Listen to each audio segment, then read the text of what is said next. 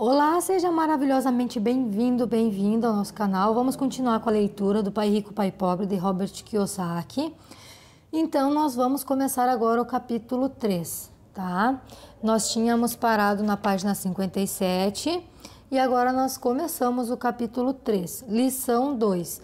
Para que alfabetização financeira? Em 1990, meu melhor amigo Mike assumiu o império do seu pai e está fazendo, de fato, um trabalho melhor do que o de seu pai. Encontramos-nos uma ou duas vezes no ano, no campo de golfe. Ele e sua mulher são mais ricos do que você possa imaginar. O império do pai de Mike está em grandes mãos e Mike está agora preparando seu filho para ocupar seu lugar, tal como seu pai nos preparou. Em 1994, aposentei-me aos 47 anos de idade e minha mulher, Kim, tinha 37. A aposentadoria não significava deixar de trabalhar. Para minha mulher e para mim, quer dizer que, se não houver mudanças cataclísmicas inesperadas, podemos trabalhar ou não, e nossa riqueza continuará aumentando automaticamente, ficando bem à frente da inflação. Acho que isso representa liberdade. Os ativos são suficientemente grandes para crescerem por si próprios. É como plantar uma árvore. Você a rega durante anos e então, um dia, ela não vai mais precisar disso. Suas raízes são suficientemente profundas. Então, a árvore lhe proporciona sombra para o seu prazer. Mike optou por dirigir o império e eu por aposentar-me. Eu sempre que faço palestras, as pessoas perguntam o que lhes aconselho ou o que elas deveriam fazer. Como começar? Há algum bom livro que eu possa recomendar? O que elas deveriam fazer para preparar seus filhos? Qual o segredo do sucesso? Como é que eu ganho milhões? Nessas ocasiões, sempre me lembro de um artigo que me deram certa vez.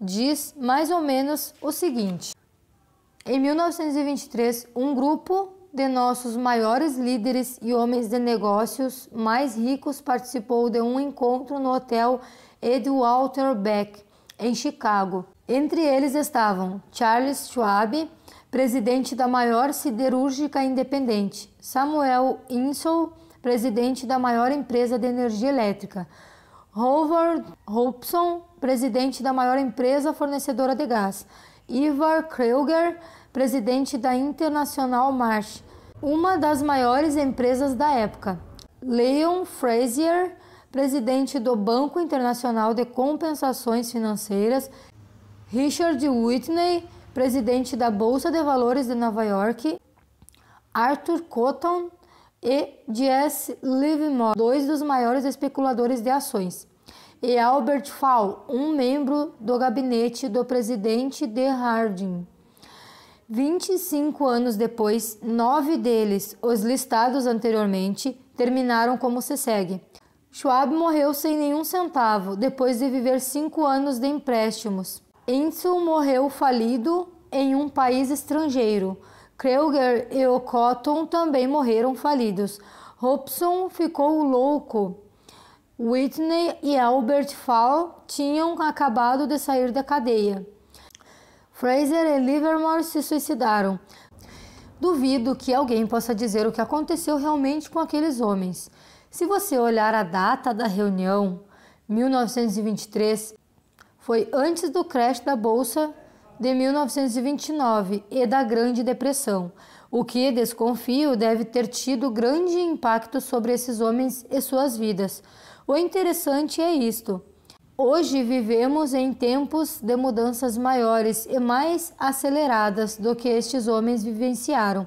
Imagino que nos próximos 25 anos deverão registrar-se auges e quedas comparáveis aos enfrentados por eles. Estou muito preocupado pelo fato de que gente demais se preocupa excessivamente com dinheiro e não com a sua maior riqueza, a educação. Se as pessoas estivessem preparadas para serem flexíveis, mantiverem suas mentes abertas e aprenderem, elas se tornarão cada vez mais ricas ao longo dessas mudanças. Se elas pensarem que o dinheiro resolverá os seus problemas, receio que terão dias difíceis. A inteligência resolve problema e gera dinheiro. O dinheiro sem a inteligência financeira é dinheiro que desaparece depressa. A maioria das pessoas não percebe que na vida o que importa não é quanto dinheiro você ganha, mas quanto dinheiro você conserva. Todos ouvimos histórias de ganhadores de prêmios na loteria que eram pobres, enriqueceram subitamente e voltaram a ser pobres. Ganharam milhões e logo estão de volta ao ponto de partida. Ou histórias de atletas profissionais que aos 24 anos ganham milhões de dólares ao ano e que aos 34 anos estão dormindo debaixo de pontes. Hoje de manhã, quando estou escrevendo isto, o jornal conta a história de um jovem jogador de basquete que um ano atrás era milionário. Hoje ele diz que seus amigos, seu advogado e seu contador levaram todo o seu dinheiro e está trabalhando em uma lava-carros por um salário mínimo.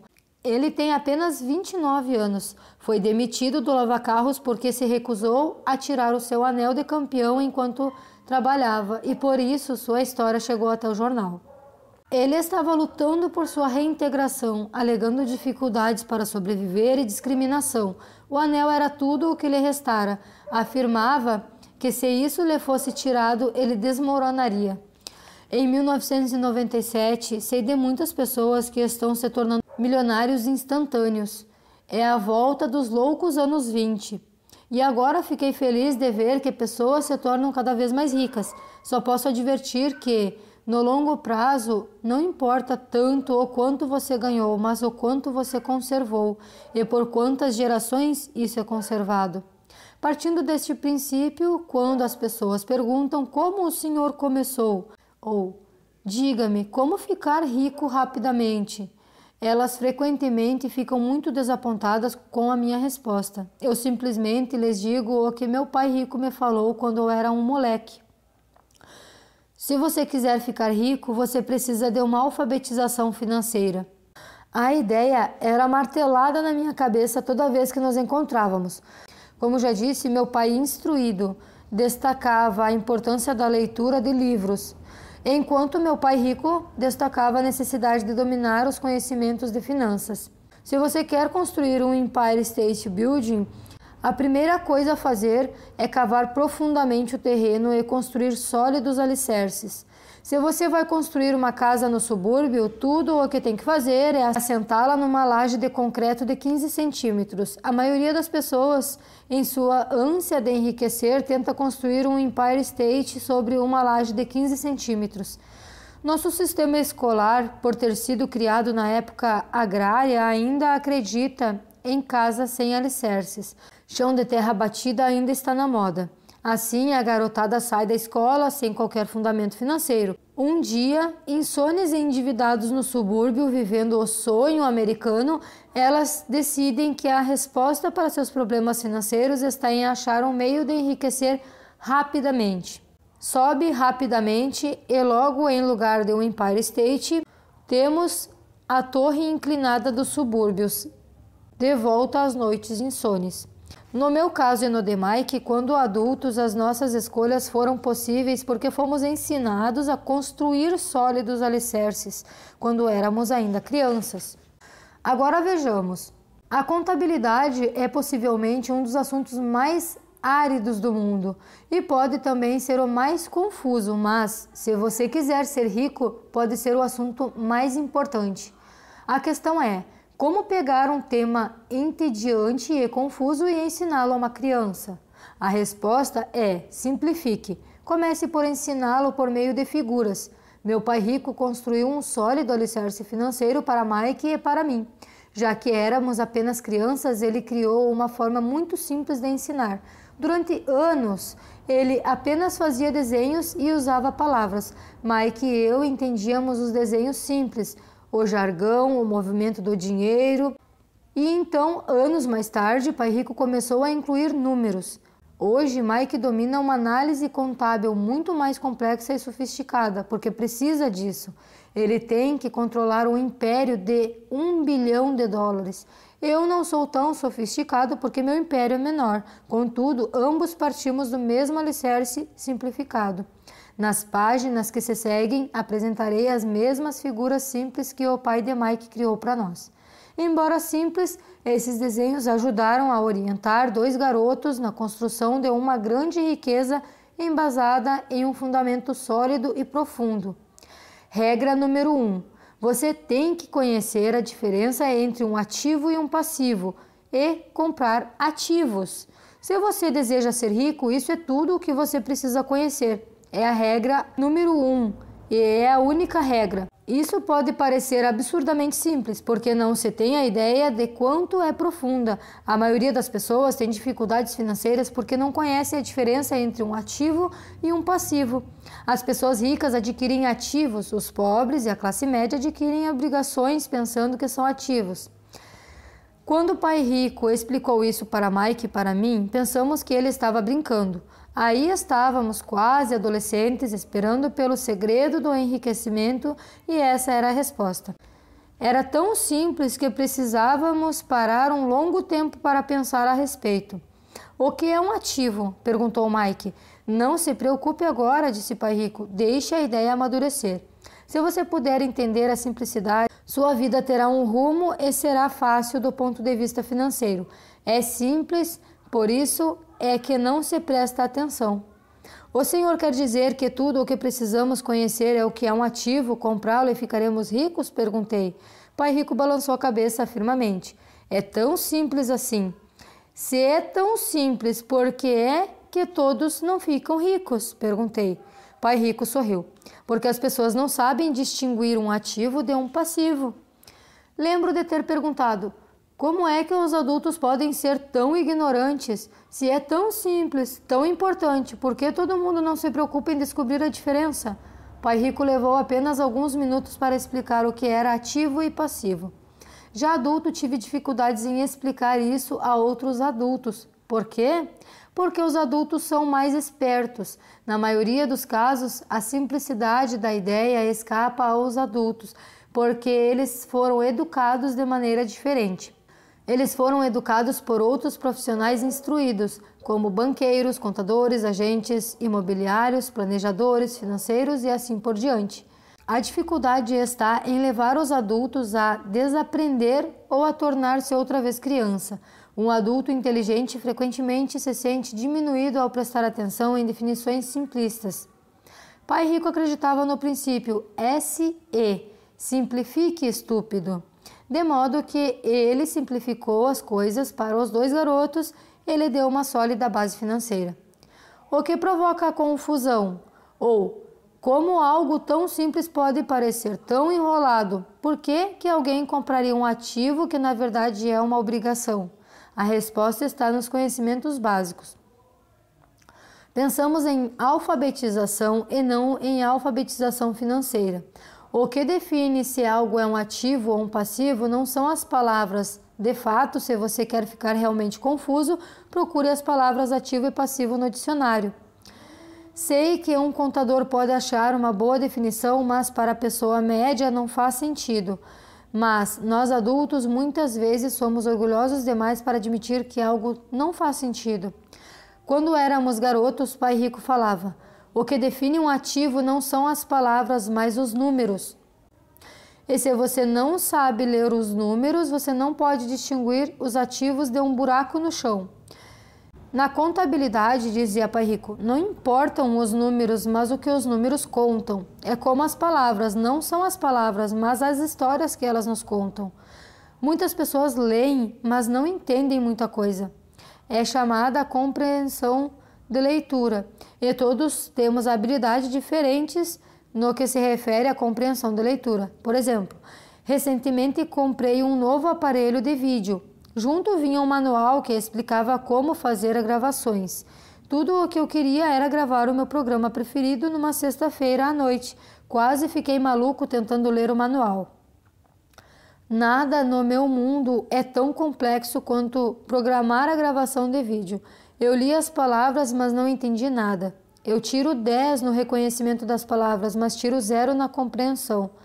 E o mesmo acontece com a maioria das pessoas quando se trata de demonstrações financeiras.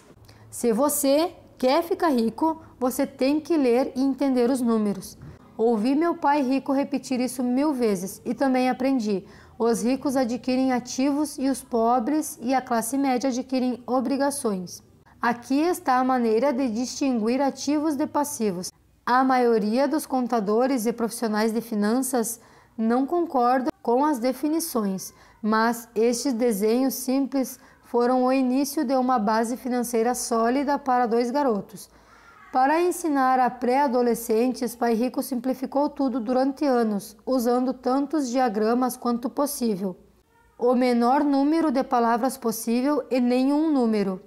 Este é o padrão do fluxo de caixa de um ativo. Pessoal, olha aí na tela do seu celular, do seu computador, que eu vou deixar o desenho, tá? Ok? Dá uma olhada aí. A caixa de cima é uma demonstração de renda, muitas vezes chamada de demonstração de lucros e perdas. Mede renda e despesas, dinheiro que entra e dinheiro que sai. O diagrama inferior é um balanço. É chamado de balanço porque representa o equilíbrio entre os ativos e passivos. Muitos novatos nas finanças não conhecem a relação entre a demonstração de renda e o balanço. O entendimento desta relação é vital. A principal causa da dificuldade financeira está simplesmente no desconhecimento da diferença entre um ativo e um passivo. E a confusão decorre da definição das duas palavras. Se você quer uma lição de confusão, busque no dicionário a palavra ativo e passivo. Isso pode fazer sentido para contadores formados, mas para as pessoas comuns parece estar escrito em mandarim. Você lê as palavras da definição, mas o entendimento verdadeiro é difícil. Como disse anteriormente, meu pai rico dizia para os 2 garotos que ativos põem dinheiro no nosso bolso, simpático, simples e útil. Este é o padrão do fluxo de caixa de um passivo. Agora, eu coloquei a imagem, pessoal, na tela de novo, tá? Agora que ativos e passivos foram definidos em diagramas, pode ficar mais fácil o entendimento das palavras. Um ativo é algo que põe dinheiro no meu bolso. Um passivo é algo que tira dinheiro do meu bolso. Isso é o que você realmente precisa saber. Se você quer ser rico, simplesmente passe sua vida comprando ativos. Se quer ser pobre ou pertencer à classe média, passe a vida comprando passivos. É o desconhecimento desta diferença que provoca a maior parte das dificuldades financeiras na vida real. Analfabetismo, tanto de palavras quanto de números, é a base das dificuldades financeiras. Se as pessoas têm problemas com as finanças, existem dados que elas não podem ler, sejam palavras, sejam números. Alguma coisa não está sendo compreendida. Os ricos são ricos porque eles possuem nível de alfabetização superior ao das pessoas com dificuldades financeiras. Se você quer ficar rico e conservar sua fortuna, é importante ser alfabetizado do ponto de vista financeiro, tanto em palavras quanto em números. As setas nos diagramas representam o movimento do dinheiro ou fluxo de caixa. Números apenas dizem pouco, do mesmo modo como palavras apenas dizem pouco, é a história que conta. Na demonstração financeira, a leitura dos números é a busca pelo enredo, pela história. A história de para onde o dinheiro está indo. Em 80% das famílias, a história financeira é um percurso de trabalho árduo na tentativa de progredir. Vou passar outra imagem na tela, tá, gente? Não porque não ganhem dinheiro, mas porque passam suas vidas comprando passivos no lugar de ativos. Por exemplo, este é o padrão do fluxo de caixa de uma pessoa pobre ou de um jovem que ainda mora com os pais. Este é o fluxo de caixa de uma pessoa da classe média. E este é o fluxo de caixa de uma pessoa rica. Todos estes diagramas estão, obviamente, bastante simplificados. Todos têm despesas de subsistência, necessidades de alimentação, moradia e vestimentas. Os diagramas mostram o fluxo de caixa na vida das pessoas pobres, da classe média ou ricas. É este fluxo de caixa que conta a história. É a história de como a pessoa lida com o dinheiro e o que faz depois que tem o dinheiro em mãos. Comecei apresentando a história dos homens mais ricos dos Estados Unidos porque quis ilustrar a falha no pensamento de tantas pessoas. A falha é considerar que o dinheiro resolverá todos os problemas. É por isso que eu me arrepio quando eu ouço as pessoas perguntando como ficar ricas rapidamente ou por onde começar. Muitas vezes ouço: estou endividado, por isso preciso ganhar mais dinheiro. Muitas vezes ouço: estou endividado, por isso eu preciso ganhar mais dinheiro. Porém, mais dinheiro nem sempre resolve o problema. De fato, pode até aumentá-lo. O dinheiro muitas vezes põe a nu nossas trágicas falhas humanas. É como um holofote sobre o que não sabemos. É por isso que, com muita frequência, uma pessoa que tem um ganho súbito de dinheiro, uma herança, um aumento salarial, um prêmio na loteria, volta rapidamente ao mesmo ponto, ou até pior, ao caos financeiro em que se encontrava antes de receber esse dinheiro. O dinheiro só acentua o padrão de fluxo de caixa que está na sua mente. Se o seu padrão for gastar tudo o que ganha, o mais provável é que um aumento de dinheiro disponível apenas resulte em um aumento de despesas. Como se diz popularmente, um louco e seu dinheiro fazem uma grande festa. Repeti inúmeras vezes que vamos à escola para adquirir habilidades acadêmicas e profissionais, ambas muito importantes. Na década de 1970, quando eu frequentava o segundo grau, se alguém fosse bem-sucedido academicamente, quase imediatamente, imaginava-se que este estudante brilhante se tornaria um médico. Muitas vezes nem se perguntava se o jovem desejava ser médico. Era uma pressuposição. Era a profissão que prometia a maior recompensa financeira. Hoje, os médicos enfrentam dificuldades financeiras que não desejaria a meu pior inimigo. Seguradoras controlando os negócios, cuidados de saúde administrados, intervenção governamental e processos por erro médico, para mencionar algumas. E a garotada quer ser estrela do basquete, jogador de golfe como Tiger Woods, gênio da computação, estrela do cinema, roqueiro, rainha de beleza ou corretor da Wall Street. Isso ocorre simplesmente porque é aí que está a fama, o dinheiro e o prestígio. Eis o motivo porque é tão difícil motivar a garotada na escola. Eles sabem que o sucesso profissional já não depende apenas do sucesso acadêmico como em outros tempos. Como os estudantes deixam a escola sem habilidades financeiras, milhões de pessoas instruídas obtêm sucesso em suas profissões, mas depois se deparam com dificuldades financeiras. Trabalham muito, mas não progridem. O que falta em sua educação não é saber como ganhar dinheiro, mas como gastá-lo. O que fazer com ele depois de tê-lo ganho?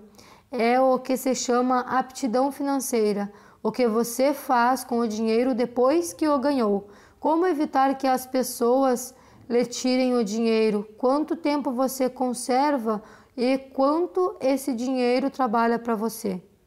A maioria das pessoas não descobre o motivo de suas dificuldades financeiras porque não entende os fluxos de caixa. Uma pessoa pode ser muito instruída, bem-sucedida profissionalmente e ser analfabeta do ponto de vista financeiro. Esta pessoa muitas vezes trabalha mais do que seria necessário porque aprendeu a trabalhar arduamente, mas não como fazer o dinheiro trabalhar para elas. Pessoal, vou ficar por aqui. Não esquece de curtir, de compartilhar, lógico, comenta aí embaixo, tá bom? Quero ver você comentando. E nós paramos na página 70. Na próxima vai ter mais gráfico, tá? Então, eu continuo na próxima e eu espero você em breve. Um grande beijo, amo a sua vida.